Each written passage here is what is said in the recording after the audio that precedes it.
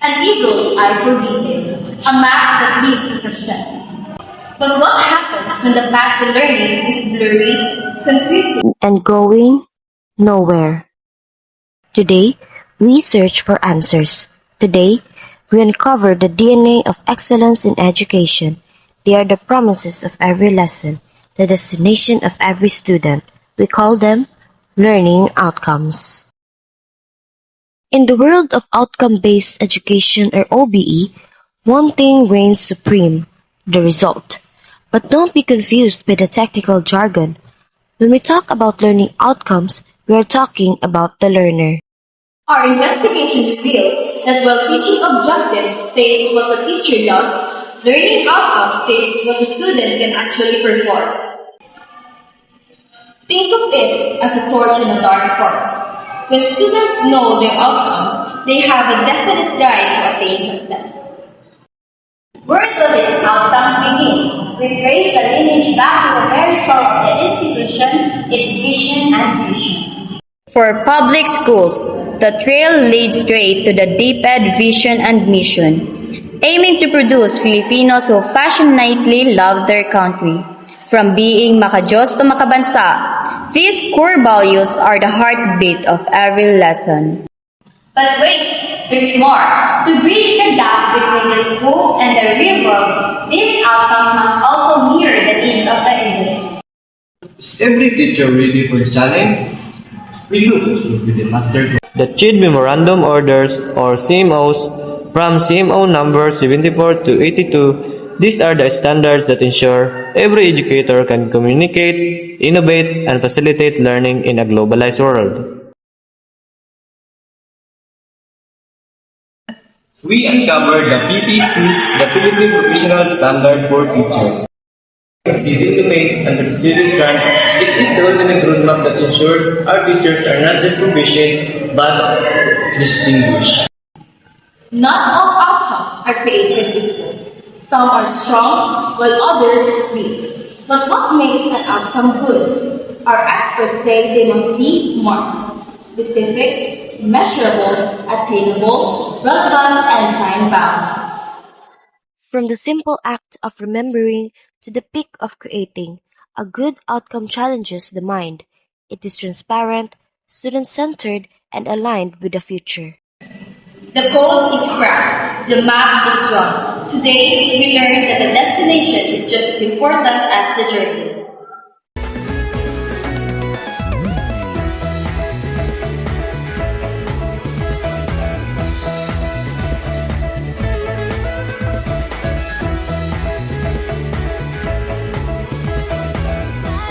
Sumama ka, may kapuso ka. Si Jessica. Tara na, may kasama ka, may kapuso ka. Si Jessica.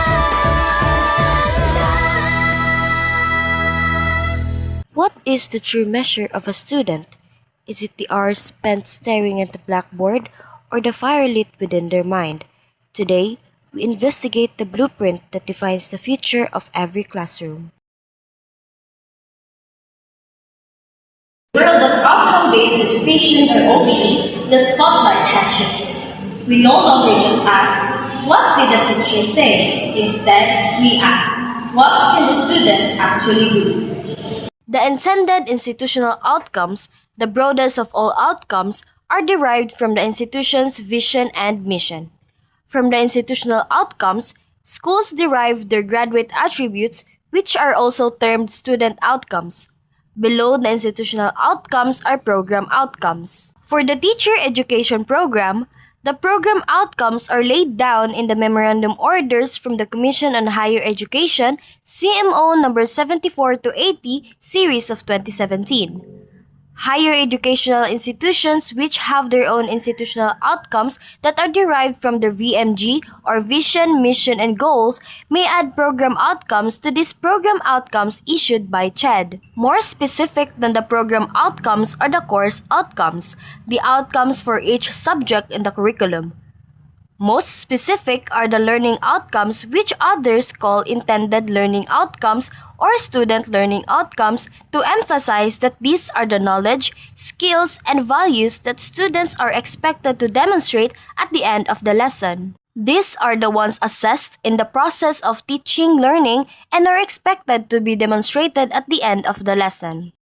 This is the meaning of learning outcomes. It is the specific knowledge, skills, and values that students must demonstrate at the end of their journey. While teaching objectives focus on the teacher's intent, learning outcomes are the hard evidence of the learner's achievement. It is the destination at the end of the Teaching objectives are not the same as learning outcomes. Teaching objectives are formulated from the point of the teacher, while learning outcomes are formulated from the point of view of the learner. Teaching objectives state what the teacher does, while learning outcomes state specifically what knowledge, skill, or value must be demonstrated by the learner after instruction. There should be no disconnect between teaching objective and learning outcome. In the words of OBE, they must be aligned. Without a clear outcome, education is a ship without a rudder. But with it, the student becomes a master of their craft, ready to face the world with competence and clarity. The DNA of excellence is no longer a mystery. It is written in the actions of the learner.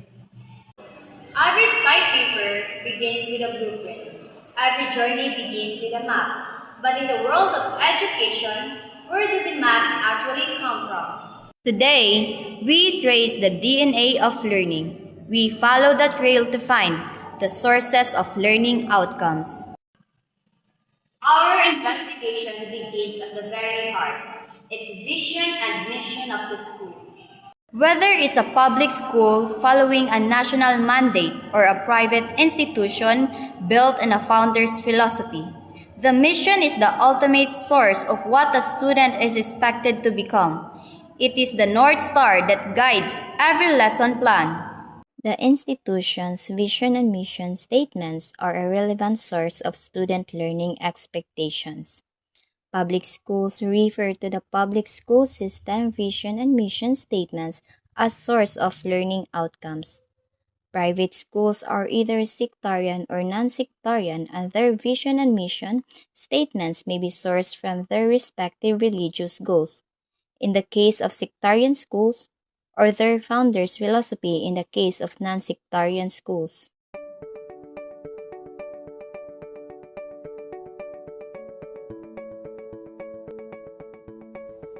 The vision of the Department of Education.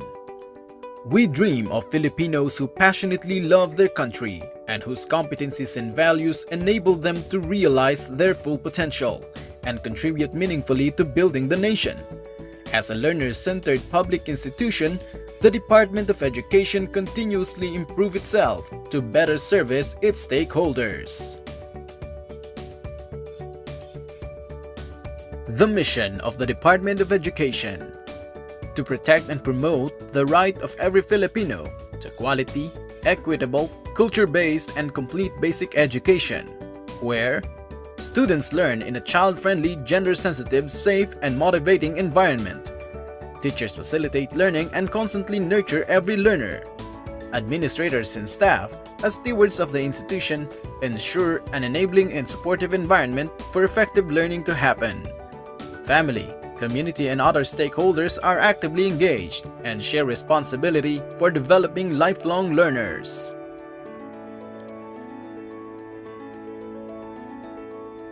The Department of Education core values: makadiyos, makatao, makakalikasan, makabansa.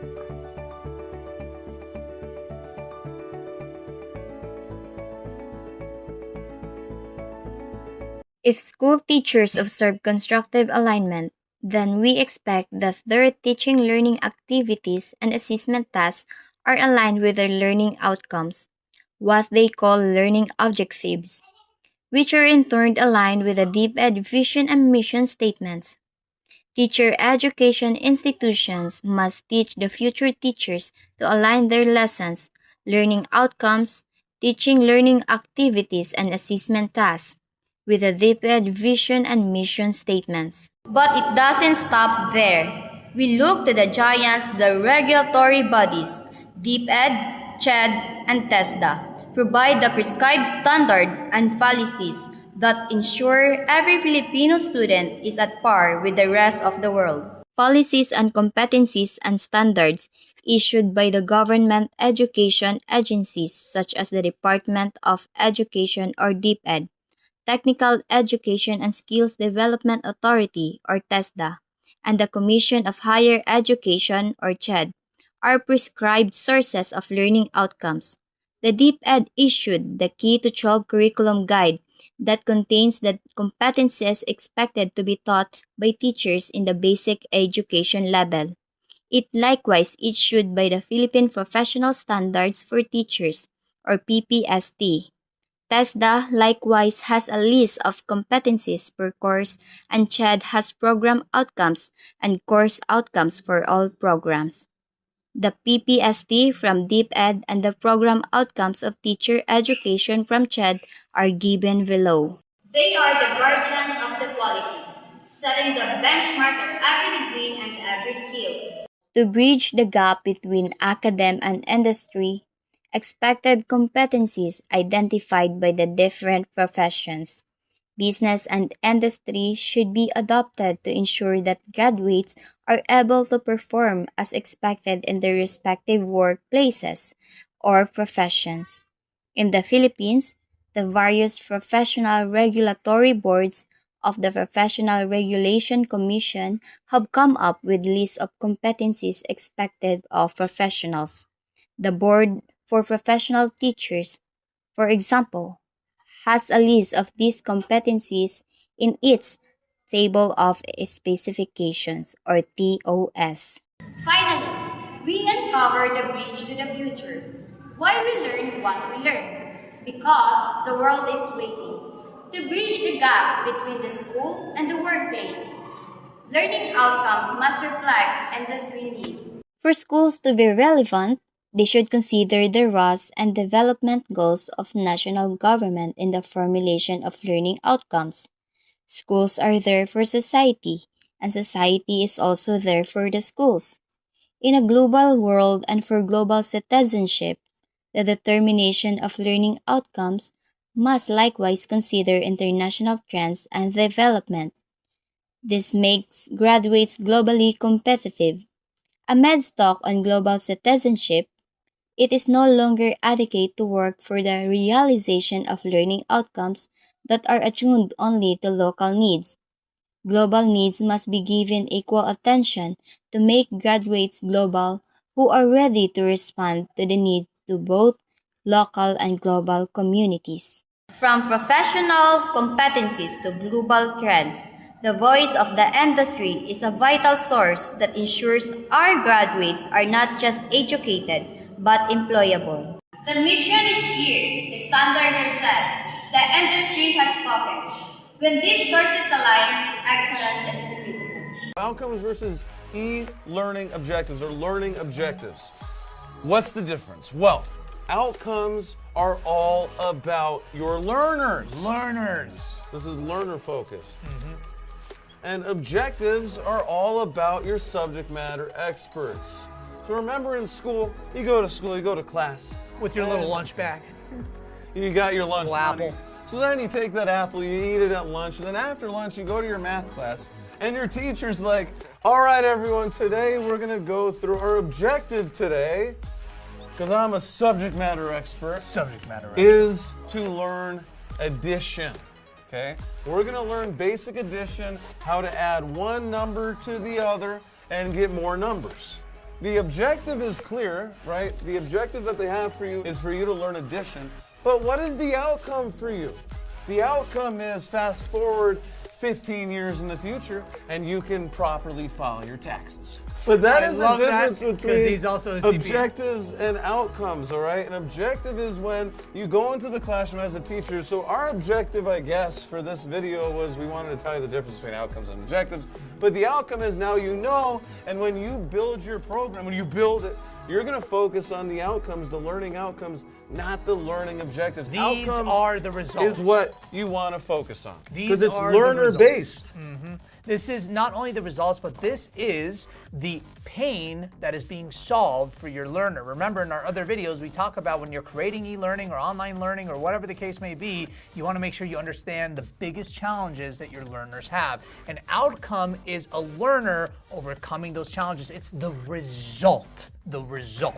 And there's a clear difference between the objective, which is what the subject matter expert is teaching, versus the learner outcome, the outcomes, which is the result that your learner is getting through teaching. We don't just want to teach. We want to make sure that we're teaching with a clear outcome of what the learner is going to be receiving through that teaching. So as a subject matter expert or creating an e-learning program or online course, you really want to understand the biggest challenge, because that's going to influence the objective that you're going to teach, which is going to solve that outcome or produce that outcome, which is solving that big pain point. Exactly. So you want these to match up. They need to sync up, and they need to sync up from the learner's perspective. So you work backwards. You want to work backwards from the outcome, which is why when we teach about learning objectives, we talk about milestones. So when you are building a program, you need to build it based on milestones. Milestones are the outcomes that your learners achieve on their journey from A to Z. So the LTS statement, we talk about this. Learner transformation statement, we talk more about this in other videos. Check it out in our masterclass as well. This is where they start, this is where they end, or the results that they get. And the milestones are the outcomes that they get along the way. They are also the objectives, but the objectives from the learner's perspective. We have another video for you guys to watch, all about how to build learning objectives the right way. And the right way is to build them based on outcomes, and they will come. They are the architects of the soul, the weavers of dreams. But what does it take to become a licensed professional in today's world?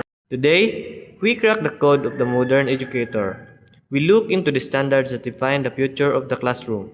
These are the program outcomes for teacher education. Based on the CMO 74-80 series of 2017, the policies, standards, and guidelines for the teacher education program, graduates of all programs in all types of schools, professional institution, college or university, common to all programs in all types of schools. The graduates have the ability to articulate and discuss the latest developments in the specific field of practice, effectively communicate in English and Filipino, both orally and in writing, work effectively and collaboratively with a substantial degree of independence in multidisciplinary and multicultural teams, act in a recognition of professional, social, and ethical responsibility, preserve and promote Filipino historical and cultural heritage based on the Republic Act 7722.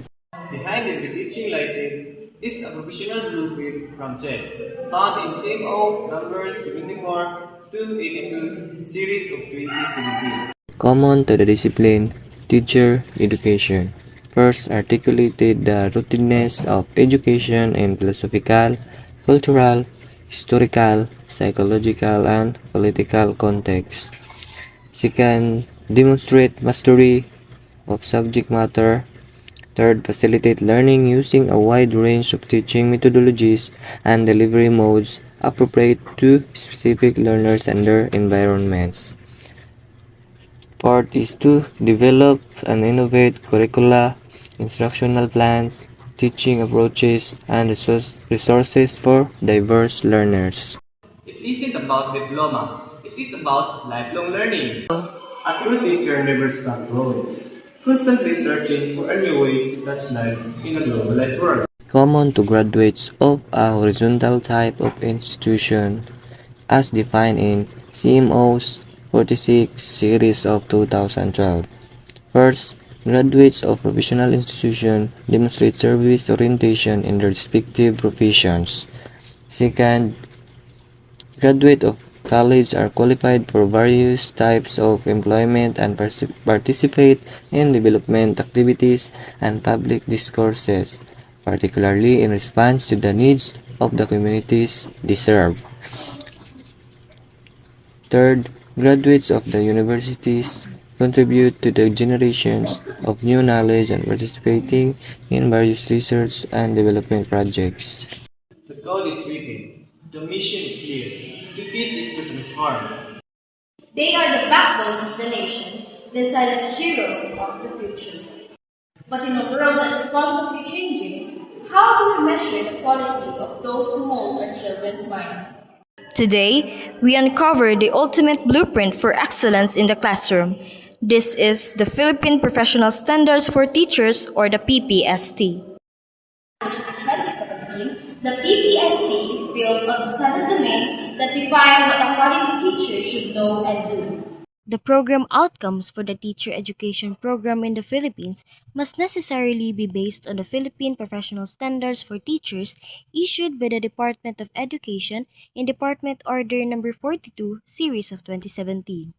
While the program outcomes for teacher education issued by the Commission on Higher Education were based on the PPST, it may be good to present the gist of the professional standards contained in 7 domains, 37 strands. Quality teachers in the Philippines need to possess the following characteristics: recognize the importance of mastery of content knowledge and its interconnectedness within and across curriculum areas, coupled with a sound and critical understanding of the application of theories and principles of teaching and learning.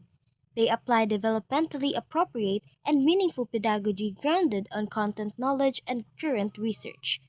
They display proficiency in mother tongue, Filipino, and English to facilitate the teaching and learning process, as well as exhibit the needed skills in the use of communication strategies, teaching strategies, and technologies to promote high-quality learning outcomes. Provide learning environments that are safe, secure, fair, and supportive in order to promote learner responsibility and achievement. They create an environment that is learning focused, and they efficiently manage learner behavior in a physical and virtual space. They utilize a range of resources and provide intellectually challenging and stimulating activities to encourage constructive classroom interactions geared towards the attainment of high standards of learning. Establish learning environments that are responsive to learner diversity. They respect learners' diverse characteristics and experiences as inputs to the planning and design of learning opportunities.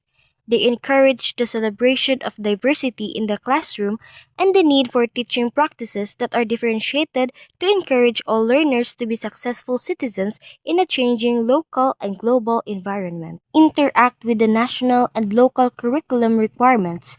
They translate curriculum content into learning activities that are relevant to learners and based on the principles of effective teaching and learning. They apply their professional knowledge to plan and design individually or in collaboration with colleagues well-structured and sequenced lessons that are contextually relevant, responsive to learners' needs, and incorporate a range of teaching and learning resources. They communicate learning goals to support learner participation, understanding, and achievement. Apply a variety of assessment tools and strategies in monitoring, evaluating, documenting, and reporting learners' needs, progress, and achievement. They use assessment data in a variety of ways to inform and enhance the teaching and learning process and programs. They provide learners with the necessary feedback about learning outcomes that informs the reporting cycle and enables teachers to select, organize, and use sound assessment processes. Establish school community partnerships aimed at enriching the learning environment as well as the community's engagement in the educative process. They identify and respond to opportunities that link teaching and learning in the classroom to the experiences, interests, and aspirations of the wider school community and other key stakeholders. They understand and fulfill their obligations in upholding professional ethics, accountability, and transparency to promote professional and harmonious relationships with learners, parents, schools, and the wider community. Value personal growth and professional development and exhibit high personal regard for the profession by maintaining qualities that uphold the dignity of teaching, such as caring attitude, respect, and integrity. They value personal and professional reflection and learning to improve their practice.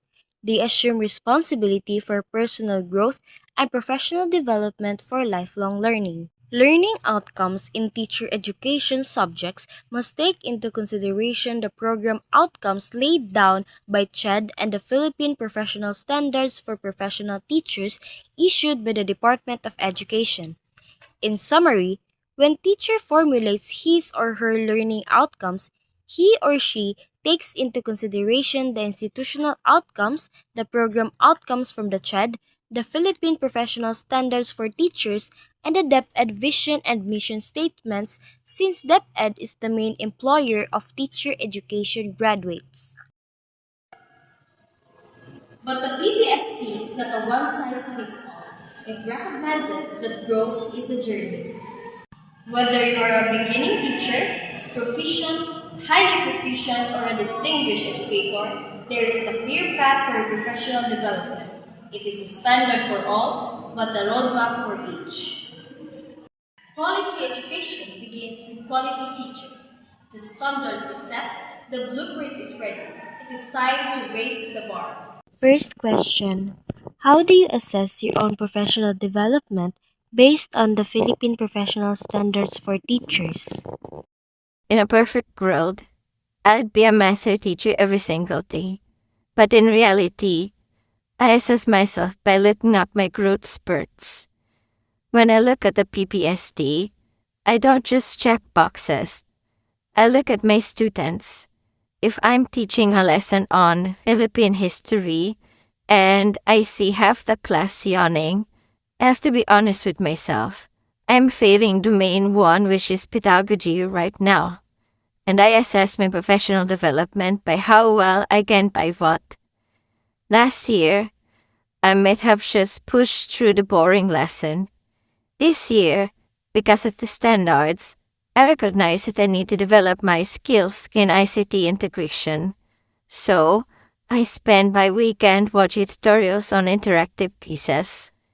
When I see those same kids leaning forward in their seats on Monday, that's when I know I've moved from a beginning stage to a proficient stage. It's a quiet, personal victory that the PPSD helps me put a name to. Next question: as a teacher, how do you understand Philippine Professional Standards for Teachers? To be honest, when I first saw the PPSD, it looked like a mountain of paperwork. But now, I understand it as a roadmap for when I feel lost. Teaching is overwhelming. There are days when the diversity of learners feels impossible. How do I teach 30 kids who all learn differently? The PPSD helps me breathe. It reminds me that I don't have to be perfect at everything at once. It breaks my job down into manageable pieces. I understand it as a common language I share with my principal and my fellow teachers. When I sit down for a meeting, we aren't just complaining about the heat or the lack of chalk. We are talking about the main 2, learning environment. It gives us a professional dignity. It says, what you do is a science and an art. And here is a blueprint for it. Last question: how does Philippine Professional Standards for Teachers shape a teacher's professional conduct? The PPSD shapes my conduct by making me realize that I am never off the clock as a role model. It's easy to get frustrated and snap at a difficult student or ignore a parent's message on a Sunday night. But then I remember the main 6, which is community linkage. It reminds me that I am a bridge between the school and the home. My professional conduct isn't just about wearing a clean uniform. It's about the patience I show to a struggling parent and the activity I keep when I am out in my local barangay. It makes me more intentional. Before the PPSD, I might have just given a test and recorded a grade. Now, I think about the main 5 assessment and reporting. I ask myself, am I being fair? Does this grade help the student or does it just punish them? It turns me from someone who just delivers information into someone who nurtures growth. It keeps me honest, it keeps me humble, and it gives me focus on the kids. Welcome to an overview of the Philippine Professional Standards for Teachers, also known as PPST 2017, issued as DEP, Ed. Order number 42, series of 2017. The PPST aims to define and elevate teacher quality. These standards provide a broader perspective on teacher quality, attuned to the current demands and changes in both local and global educational landscapes. The PPST is aligned with significant educational reforms, including the K-12 program and outcomes-based education in higher education. It also incorporates international initiatives such as ASEAN integration, UNESCO's SDGs 2030, and the national vision of Ambisyon Natin 2040. Let's explore the comprehensive structure of the PPST, its domains, strands, and competencies specifically for beginning teachers in the Philippines. The PPST is composed of 7 domains that cover various aspects of teacher practice, from content knowledge to the learning environment. Within these domains are 37 specific strands that provide more detailed dimensions of effective teacher practice. To calibrate these strands, a professional development scale is used, delineating 4 career stages for teachers. Career Stage 1 is for beginning teachers who are just starting their journey in the profession. Career Stage 2 is for proficient teachers who have gained experience and demonstrated consistent, effective teaching. Career Stage 3 is for highly proficient teachers who show advanced knowledge and skills, serving as mentors and leaders. And finally, Career Stage 4 is for distinguished teachers, recognized for their exemplary practice and significant impact on student learning and the wider community. The PPST 2017 provides a robust framework to continuously elevate teacher quality, ensuring excellence in Philippine education for years to come. Blurred goals leads to blurred results. In the world of education, a vague promise is a teacher's worst enemy. Today, we dissect the anatomy of excellence. What separates a good goal from a bad one? We reveal the secret code of the golden characteristics. According to our research, a good learning outcomes must possess a specific trait that truly work. Characteristics of good learning outcomes. 1. Good learning outcomes are centered on the student or learner. This is the reason why learning outcomes are referred to as student learning outcomes. Good learning outcomes are learner-centered. They describe what the learner is able to do as a result of teaching. Here is an example. The learner is able to write a paragraph that observes unity, coherence, variety. To teach the students how to write a good paragraph is not learner-centered. It is teacher-centered instead. It is a teaching objective, not a learning outcome. Teaching objectives belong to the teacher, while learning outcomes belong to the learner. 2. Good learning outcomes are based on and aligned with the institutional, program, and course outcomes. It is in aligning learning outcomes with institutional outcomes that educational institutions realize their intended institutional outcomes.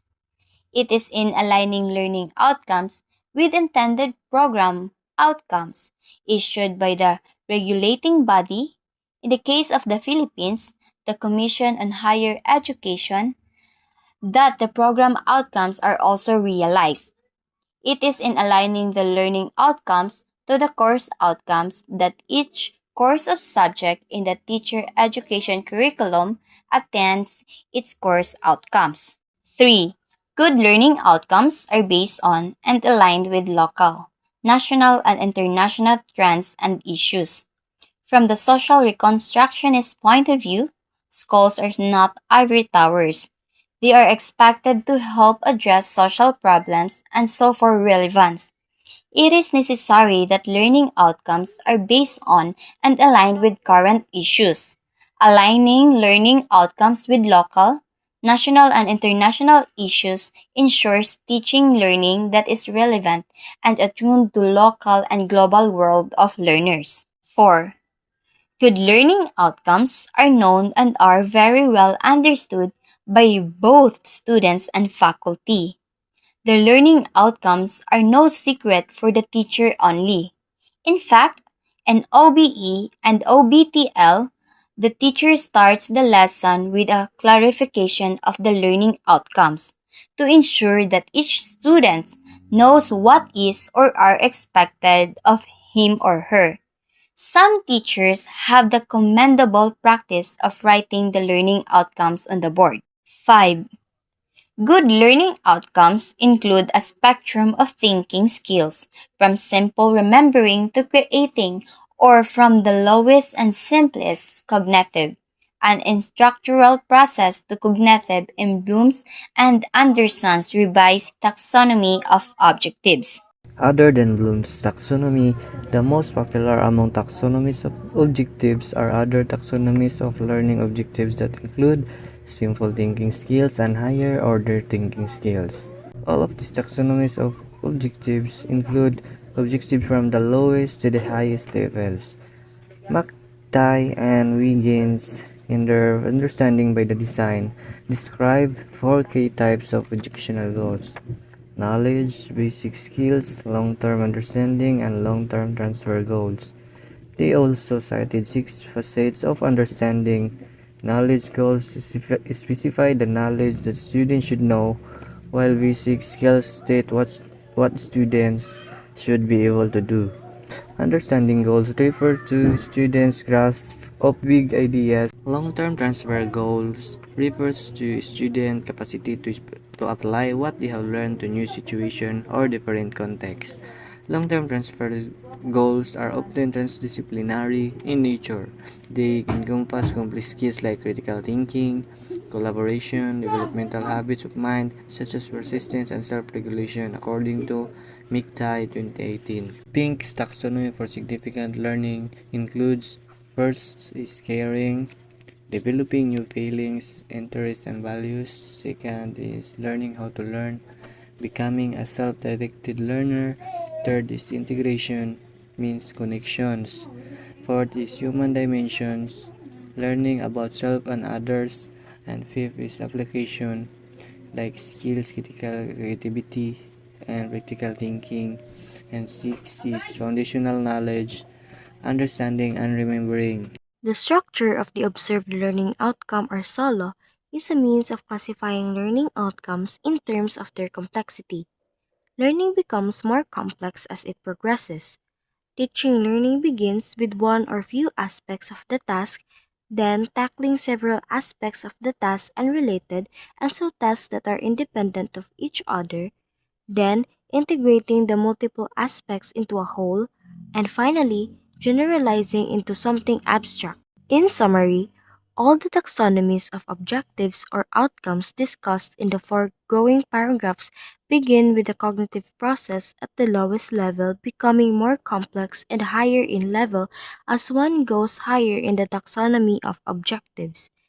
Good learning outcomes are concerned not only with the cognitive process in the lower level, like remembering, but also with more complex outcomes in the higher cognitive level, such as applying, evaluating, and creating. Good learning outcomes are SMART: specific, measurable, attainable, relevant, and time-bound.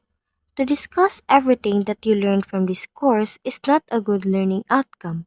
It is not specific. But to illustrate with a concrete example at least 5 principles of learning is a good learning outcome.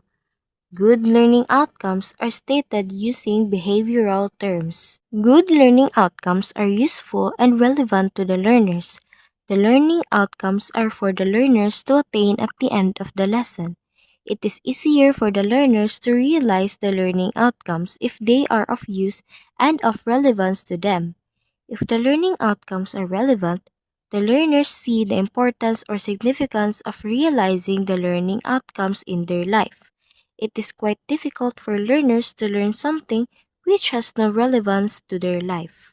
Bloom's taxonomy is a framework that helps us understand how we learn and think about different things. It was originally proposed by an educational psychologist, Benjamin Bloom, in 1956, and it has been revised several times since then, with the latest revision being in 2001. Bloom's taxonomy is important in education because it helps teachers set clear learning goals, design effective lesson plans, and create meaningful assessments. Breaking down learning objectives into different levels of complexity allows educators to scaffold instruction and support students at various skill levels. It also encourages critical thinking and problem-solving skills by emphasizing higher-order cognitive processes like analysis, evaluation, and creativity. Ultimately, Bloom's taxonomy helps students develop a deeper understanding of the subject matter and prepares them for success in school and beyond.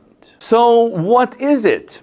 Essentially, it is a ladder with 6 steps. Each step represents a different level of thinking. The bottom steps are easier, while the top steps are more challenging. Let's take a closer look at each step or level. The first step is remembering. It involves recalling or recognizing information, concepts, or ideas without understanding them deeply. For example, remembering a historical date or a mathematical formula. The second step up is understanding. This is when you can explain what you have remembered in your own words. So if you remembered a historical date, understanding would mean you could explain why that date was important. The third step up is applying. This is when you can use what you have learned in new situations or contexts. It involves using information in a practical way to solve problems, perform tasks, or analyze situations. For example, if you learned a math formula, applying it means you can use it to solve different kinds of problems. The fourth step is analyzing. At this level, you break down information into a few components and see how they relate to each other. It's where you identify patterns, make connections, or distinguish between different elements. It's like taking something apart to see how it works. The fifth step is evaluating. This level involves making judgments or assessments about the value of ideas or materials. You decide whether something is good or bad, useful or not. The last step is creating. It's the highest level of Bloom's taxonomy, and it involves generating new ideas, products, or solutions based on previously acquired knowledge or skills. This is when you can put all the pieces together to make something new. So basically, Bloom's taxonomy helps teachers understand and plan what kind of thinking they want to encourage in their students, from basic remembering to advanced creating. Now, let me give you a practical example. Let's use Bloom's taxonomy to teach the word pizza.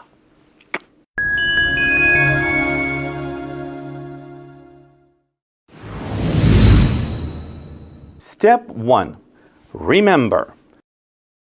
At this level, you want your students to recall the word pizza and its basic characteristics. Show the picture of a pizza and ask students to repeat the word pizza after you. Draw a simple word web to introduce the basic features of pizzas. Ask students to make simple sentences. Here's an example. Okay, class, today we're going to learn about pizzas. Tell me what you know, please. Anyone? Anyone? Anyone? Yes. Pizza is round. Round. Correct. Good sentence. Pizzas are round. Well done. Anybody else? Yes, please. Pizza is made of dough. Made of dough. Very good. Yes. Pizzas are made of dough. Great job. Thank you very much. Anyone else? Anyone else? Yes, please. Pizza has cheese on top. Yes, that's right. Pizzas have cheese on top. Good one. I like it. One more. Can anybody give me one more? Yes, please. Pizza is tasty. Pizza is delicious. Excellent. Yes, pizzas are tasty. I love pizza too. Step 2. Understand. At this level, you want your students to be able to say and understand what a pizza is. Ask more complicated questions. What is pizza? Pizza is yummy food with cheese, tomato sauce, and other tasty things on top.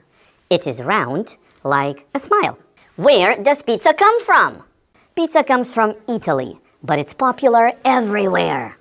Why do people like pizza? People love pizza because it's delicious and it's fun to eat with family and friends. What kind of pizza do you like? I like cheese pizza the most. It's super simple to make and it's super tasty. But sometimes I like pepperoni pizza as well because it has this spicy meat on top. Step 3. Apply. At this level, ask your students to apply their understanding of pizza to real-life situations.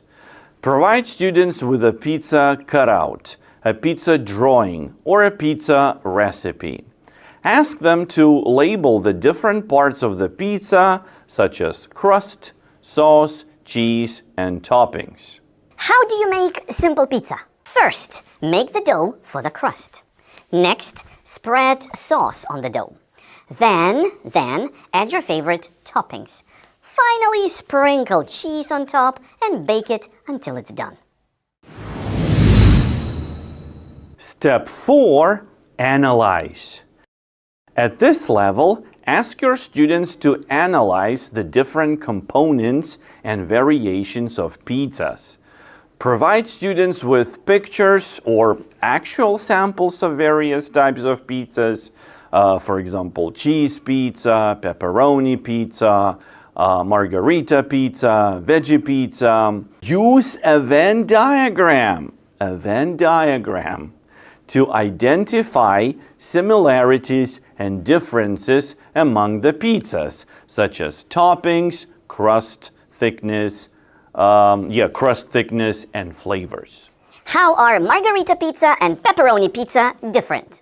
Margarita pizza has basil leaves, while pepperoni pizza has pepperoni. How are they the same? Both have cheese and tomato sauce. Both are round and yummy. Step 5. Evaluate.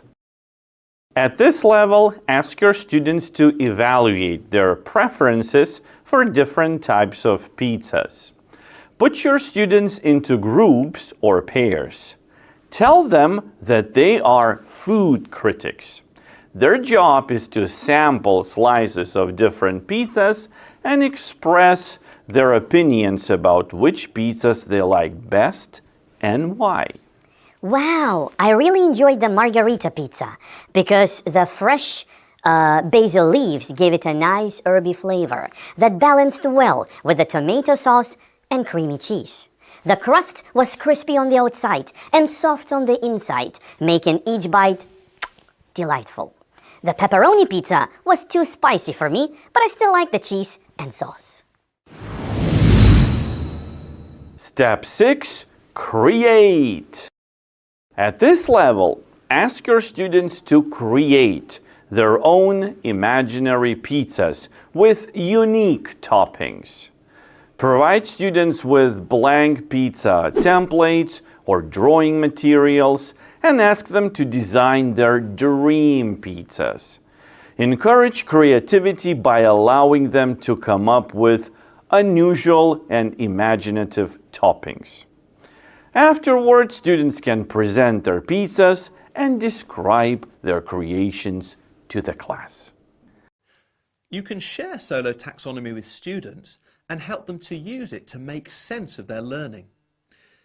This allows students to analyse what's happening in the classroom when they're learning something new and to put it within the context of Solo Taxonomy.